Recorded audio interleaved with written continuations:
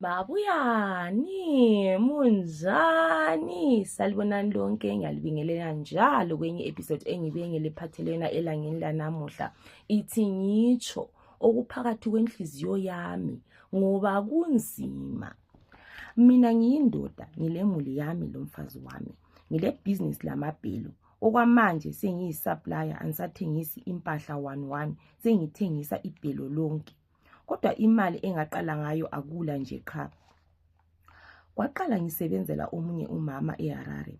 Umama lo wayele mali, ngapha wayesebenza futhi umsebenzi obhadalayo. Wayelamathebhu angu-5 awamabhelu, which means sasingu-5 esasisebenzela umama lo.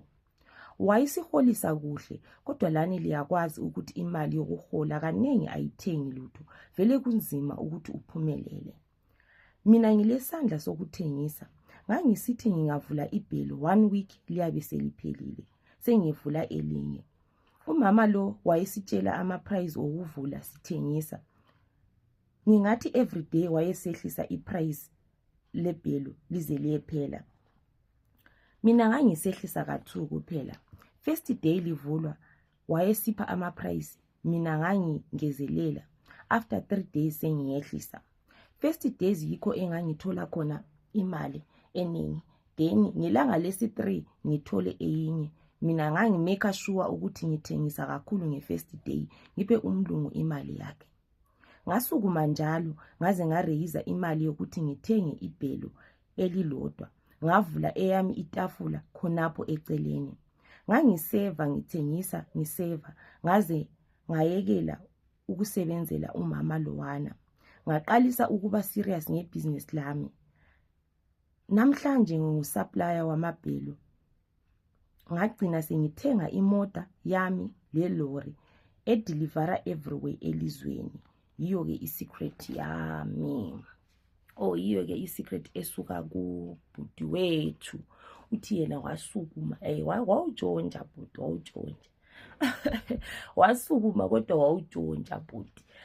Ubusela bufunakali bakithi, whatever the case ubusela sibufuni. Sifuna ukuthi umuntu usukumele ngemali yakho, but abantu bathi idla lapha ebotshelwe khona. Yiyo ke i-statement ye-confession le. Ubhuti la wayesidla lapho obotshelwe khona ukuthi la isukume. So sometimes asike simjudge, asijudge bantu vele thina, but sibonga ukukhuluma nje iqiniso njengokuba liyikho. Wayutshontsha bhuti wasukumela ngokutshontsha.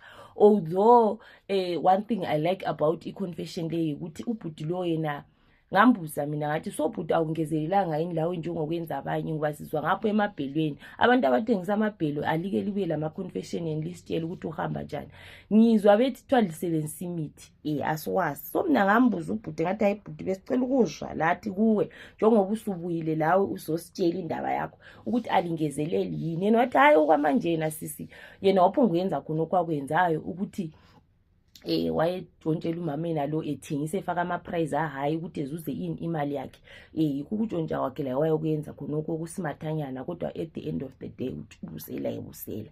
Okay, so yena wayesithi yena kazange ehambe wayengezelela uzithengisela izinto zakhe genuine njengoba engumuntu olesandla sokuthengisa.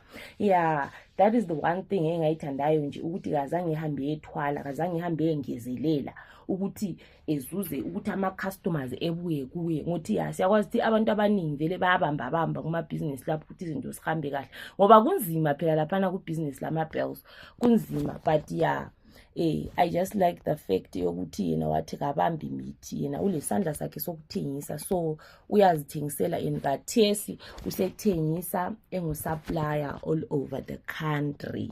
Please like, comment and share. Ngiyabonga ngokulalela i-episode le engibuyela elangeni lanamuhla. Ndaboga.